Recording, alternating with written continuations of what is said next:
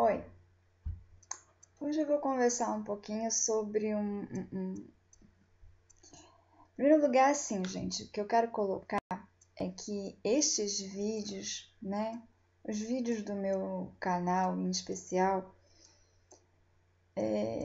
são vídeos a respeito da minha visão, né, sobre determinados assuntos. Às vezes tem vídeos sobre coisas bem técnicas, assim, né? Tipo, que nem os vídeos sobre massagens, que são as coisas que eu aprendi, a forma como pratico e tudo mais. Mas a questão especificamente mais religiosa, nem só a religião, né? Tudo, a sexualidade, tudo é o quê? Meu ponto de vista, é a minha colaboração de colocar o meu ponto de vista, que eu até aceito que as pessoas comecem a conversar, a questionar, a debater. Eu adoro debates quando ninguém tem que ganhar. Quando as pessoas vão colocando as suas opiniões e a gente vai dialogando e aumentando os conhecimentos, né? Às vezes até você acaba descobrindo que você tinha a informação errada até aquele momento, né? Então, não é debate verdadeiro, não é para ganhar, é para as duas pessoas ou as pessoas envolvidas melhorarem os seus conhecimentos, né? E dentro disso, eu coloco da forma que eu acho que vai ficar mais melhor entendida, melhor explicada dentro do que eu tive contato de estudar, de conhecer, de praticar. Isso não quer dizer que eu estou certa. Quer dizer que talvez até você aprenda vendo o meu o quanto que é errado fazer do que eu faço, né? E até você pode colocar isso, de repente, eu tenho que aceitar e corrigir e tal. Porque eu sou uma pessoa que eu sou uma praticante e uma estudiosa de vários assuntos. Então, assim, eu fico experimentando coisas. Então, eu não tenho uma fórmula pronta e acabada de como que você acerta nesse lado espiritual. Eu tenho vivências de algumas coisas que deram certo para mim, algumas outras deram errada, outras talvez que eu achei que deram errado, com o tempo a gente amadurece e vê quanto que aquilo estava certo, né? Faz parte da maturidade, da evolução da pessoa. Então eu estou colocando assim a minha forma de pensar dentro da minha forma de interpretar determinadas coisas que eu tive contato, né? Por leitura, por palestra, por curso, por vivência, por prática, por conhecer alguém, né? E eu não estou falando em nome de religião específica nenhuma. Como eu disse, eu sou uma pessoa hoje que não está seguindo grupo religioso nenhum. Apesar de estar falando aí de paganismo, de Wicca, especialmente essa religião, esse nome eu tenho citado e tudo mais, eu tenho tentado explicar para as pessoas, né, que até assim a minha ideia desse canal de vídeo e tudo mais, como eu tenho um Face, eu tenho um blog, é explicar para as pessoas que tem pouco conhecimento sobre o assunto. Porque é claro que quem é mais estudioso, quem já é um bruxo, um mago, um wicano praticante há anos, não precisa estar ouvindo esse meu videozinho, né? nem vai querer saber muito disso aqui. Não é a essas pessoas que isso está direcionado. Está direcionado para as pessoas que estão procurando se informar, né? E eu tenho tentado colocar nesse linguajar partindo do pressuposto que sejam pessoas que conheçam muito pouco, né? Que estejam aí curiosas, que estejam aí se sentindo chamadas para uma coisa diferente do que praticam e queiram entender um pouquinho mais. Isso não quer dizer que eu estou sendo assim leviana, falando qualquer coisa, quer dizer que eu estou tentando usar uma linguagem, né, uma forma mais didática para pessoas com menos conhecimentos desses assuntos. Então, talvez alguém que já é mais aprofundado no assunto, que é de determinadas tradições, e tal lá, acho errada a forma que eu coloquei, acho inadequado, eu estou errada sobre aquilo.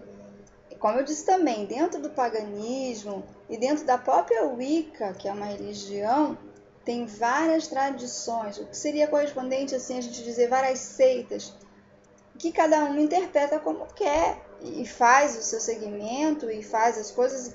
Tem seita, tem tradições dentro da própria Wicca que brigam entre si. Brigam no sentido, né? Acham que a dela está mais certa do que a outra. Mas, né? Então, assim, e a humanidade, né? Eu digo, vai ter visões dos deuses e das deusas, tantas quantas forem os clãs humanos, né? As nossas tradições humanas e culturais, e do mesmo jeito que a gente vai mudando, né? Eu sou uma pessoa que eu nasci a princípio numa família que tinha uma tradição mais evangélica. Os meus pais em si não praticavam o evangélico, mas a parte dos avós e a parte materna, principalmente, todo mundo evangélico. Então, assim, eu fui aprendendo e conhecendo coisas sozinha, na minha experiência, né, a partir da adolescência, que você consegue começar a sair e procurar o que você gosta. E as minhas visões das coisas foram mudando através dos tempos, porque eu tinha muita influência evangélica. Eu também tive muito medo de muita coisa, né? Ia com o pé atrás, cheia de medo. Eu lembro que a primeira sessão espírita que eu fui, eu tremia, mas eu tremia, meus joelhos batiam de tanta tremedeira que me deu, porque eu fui parar numa festa, na verdade não foi, era espiritista, era umbandista. Eu fui na casa de uma pessoa que me convidou para uma feijoada e eu fui na feijoada. Ah, era feijoada de pretos velhos, ela me falou, me explicou, né? Quando chega lá, tinha médiuns, né? Que recebiam, incorporavam os pretos velhos que iam ser homenageados na festa. Eu não entendia que era assim, eu não sabia que era assim que funcionava. Nunca tinha visto isso na minha vida. Aí tudo bem, tinha uma salinha lá, né, que era onde se fez o ritual para a incorporação desses pretos velhos. Tudo bem, eu lá na outra lugar comendo a tal da feijoada. Aí, chegou em determinado momento, eu pensei comigo, né? Bem, agora tá na hora de eu ir embora, vou me embora disso aqui que eu não conheço nada e tal. Aí eu disse, tá bom, então eu vou, tchau. Aí, como assim, tá bom, você vai embora, tchau? Você tem que ir lá e cumprimentar o vovô e a vovó. Como assim, eu tenho que cumprimentar? Ué, você vai vir pra uma festa e não vai falar com o nome da festa? Você tem que cumprimentar ele. Menino, eu tremia do pé à cabeça, né? Pra ir lá falar com o tal do preto velho, com o tal do vovô e da vovó. Então, assim, né, hoje é bem, né, interessante isso. Então, eu acabei virando um bandista. Foi a primeira religião que eu fui conhecer e me envolver e começar a desenvolver algo espiritualista fora do evangelho. Então é bem engraçado como as coisas começam, né? Eu tinha uns 15, 16 anos. Então, assim, é isso que eu quero dizer, né? Não sou a rainha da verdade, não sou a rainha dos altos conhecimentos profundos espíritas, não falo com os espíritas mais ascensionados do planeta, do mundo, sei lá do que. Não sou mais importante nem melhor, também não sou pior do que ninguém, né?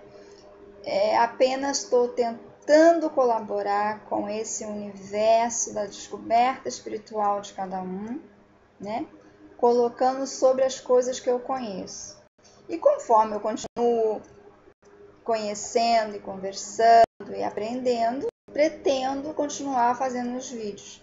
Talvez daqui a pouco eu comece a falar de outras formas, né? Outras religiões com mais profundidade, quando eu também conhecer um pouco melhor, né? Não sou extremamente profundíssima em bruxaria e em paganismo e em Wicca, mas percebi, né, que pessoas próximas a mim e tal conheciam tão menos do que o que eu falo pode ajudar a elas, né? Então é essa a intenção dos vídeos, das colocações e tudo mais. Então eu vou falar uma coisa sobre uma coisinha específica para dar uma elucidada para quem está procurando, né, as coisas agora e tá aprendendo.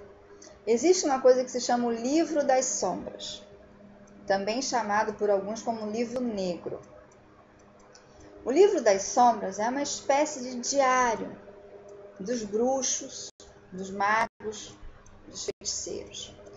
Claro que tem muitas tradições que não tem livro das sombras, porque a gente vai lembrar dos bruxos mais naturais e mais antigos, não tinha nem linguagem escrita, era tudo passado só através da cultura falada, né? Então, essa tradição começa quando começa, né, nas tradições que vêm de ancestrais que já tinham a língua escrita. A gente tem que pensar em tudo isso. Eu sempre procuro colocar, gente, um pouco do contexto histórico e cultural, né?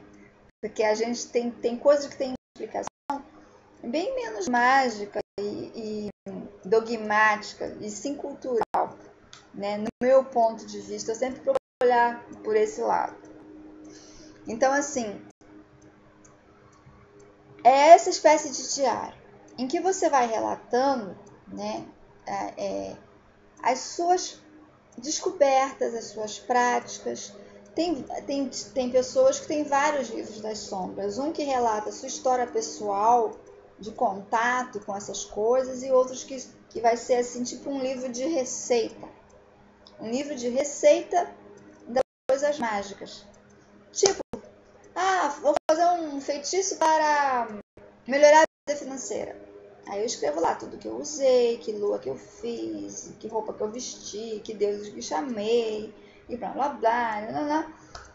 E tá lá a receita. Para quando eu quiser repetir, eu faço igualzinho, né? Aí depois que eu escrevi tudo lá, blá blá blá, percebo se deu certo ou não deu certo. O que aconteceu? Aí vou lá também, escrevo o resultado.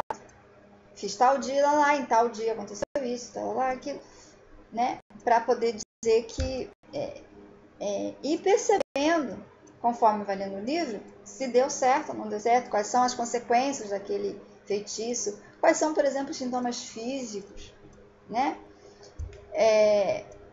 Tem muitos livros, famosos livros, que se chama Grimórios também.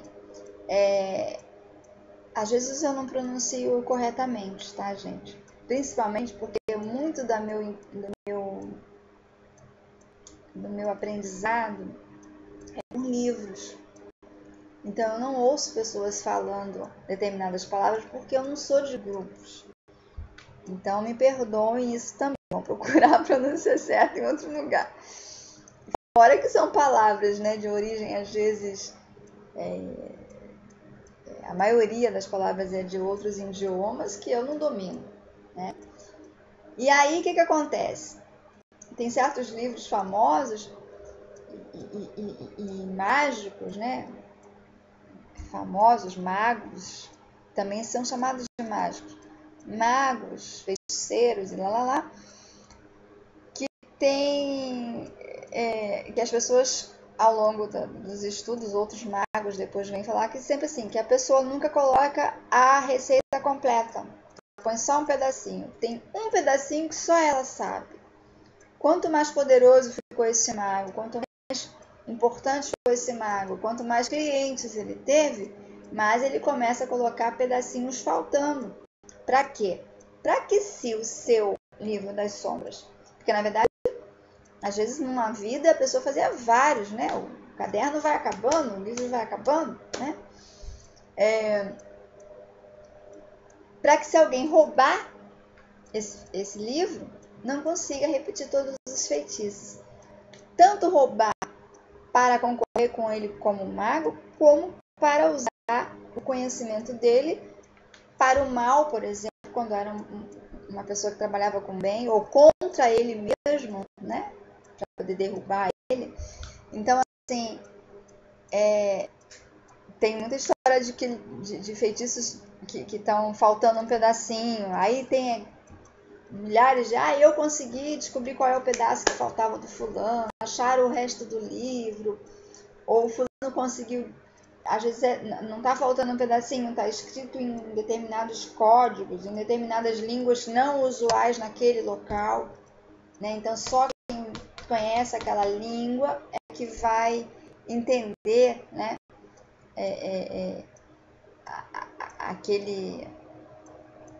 Aquele feitiço, aquele pedacinho, né?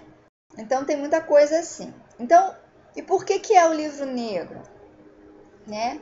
Porque, né, antigamente, por muito tempo, até hoje, na verdade, muitos livros que são mais elaborados, que são mais chiques, vamos dizer assim, eram feitos com capas de cor preta. Encadernação em capa dura, em capa preta, em coisa. A Bíblia em si, a maioria das edições da Bíblia é encadernado de preto, né? Então, assim, por isso que se diz às vezes livro negro, né? A questão do negro. E, gente, lembrando, na questão preto, negro, branco, né? Tentar pensar de uma forma mais aberta, né? Para não levar... Porque, por exemplo, na cromoterapia terapêutica, não existe cor negra, né? Negro é a ausência de luz, é quando o sol não bate e não faz o espectro nas partículas que vão refletir uma ilusão de uma determinada cor, né? E branco são quando todas as cores se fundem em determinado ângulo, que você tem a sensação que não tem cor nenhuma, mas não é negro, é branco, né? E dentro da cromoterapia espiritualista, de uma forma mais assim, vamos dizer, o pessoal chama de vibracional ou de quântico, existe a cor negra. Então, às vezes você joga negro para esconder, para proteger, para guardar um local, uma pessoa, né? Mas não é por isso que o negro é do mal especificamente. Mesma questão as roupas. Bruxos, pessoas da feitiçaria, da magia, se vestem de preto porque são magia negra. Quem é magia branca se veste de branco. Também vem de um contexto histórico. Nos tempos bem remotos, até... Olha, na época colonialista do Brasil, colônia, ainda tinha muito disso. As cores disponíveis para os pobres usarem eram as cores mais escuras ou aquele branco amarelado do algodão, né? Onde tinha os tecidos eram feitos de algodão, era o branco amarelado do algodão, aquele branco encardido do algodão cru, né? Ou então eles conseguiam tingir com raízes e com folhas para ficar bem escuro. Por quê? Porque as coisas de algodão, a pessoa trabalhava praticamente no meio rural, né? Ou transitava por ruas que não tinha calçamento, não tinha asfalto, não tinha nada. Você arrastar uma roupa, ficava suja rápido. Então, se você tingia ela bem de marrom ou bem de preto, você não via a sujeira. Na verdade, suja ela ficava, mas você não via e não precisava lavar, né? Então, assim, essa história de negro Então, como se tem o quê? O que se tem retratado? Qual é a grande figura do imaginário coletivo de bruxa? As bruxas da Idade Média sendo arrastadas para as fogueiras da Inquisição, né? Elas estão vestidas de preto e de marrom. Às vezes tem umas batas, umas camisolas brancas por baixo, mas o preto e o marrom é o que mais predomina. Por quê? Porque eram as cores das roupas dos pobres naquela época, né? Era até proibido. Vocês estudando a história dos corantes, a cor vermelha e a cor roxa foi proibida em algumas épocas da humanidade, considerada a cor só para os sagrados, só para os líderes religiosos, porque na verdade era uma cor bem cara. Então só os ricos podiam usar, ou só os sacerdotes, que sempre tiveram um padrão de vida diferenciado. Então assim, as pessoas confundem muito, livro negro porque é do mal, roupa preta para ser bruxo, e ser bruxo é ser do mal porque veste preto. Então, tentar pensar nas coisas de uma forma mais contextualizada. Então, assim, é isso, né? Vou resumir, né, esse meu papo de agora. O livro negro, ou o livro das sombras, é essa espécie de diário. Pode-se ter vários livros. Você pode, por exemplo, fazer um livro contando a tua trajetória, né? Você registra o dia que você fez alguma iniciação em uma auto-iniciação, uma iniciação em alguma tradição. Você registra o dia que você, por exemplo, sai de um nível iniciante para um nível médio. Tem escolas de iniciação que você vai tendo níveis de aprendizado. Você registra eventuais sonhos, né? Eventuais mensagens dos deuses, das deusas, dos espíritos com você e tal. E em outro você registra especificamente os seus aprendizados sobre magia, sobre feitiço, ou alguma receita, e pode até ter o terceiro, ou quarto, quinto, você que vai ver, né? De feitiço para isso, feitiço para aquilo, feitiço para outra coisa, magia, feitiço, o nome que você quiser chamar, né? Mas é para vocês terem um certo entendimento do que é esse tal livro das sombras que tanto se fala, né? Que tanto se comenta. E aí tem muito, né? Filme e tal. Você pegou o livro das sombras de alguém e leu, e só por abrir o livro já acontece a magia. Então tem muita coisa fantasiosa, tem muita coisa que é possível, tem muita coisa que é impossível. E tem coisas possíveis e impossíveis misturadas, às vezes nas fábulas, nos filmes hollywoodianos, né? Mas é para vocês entenderem, isso é um livro das sombras ou um livro negro. Uma espécie de diário, uma espécie de caderno de receita, tudo junto e misturado ou tudo em separado, cada um vai ver.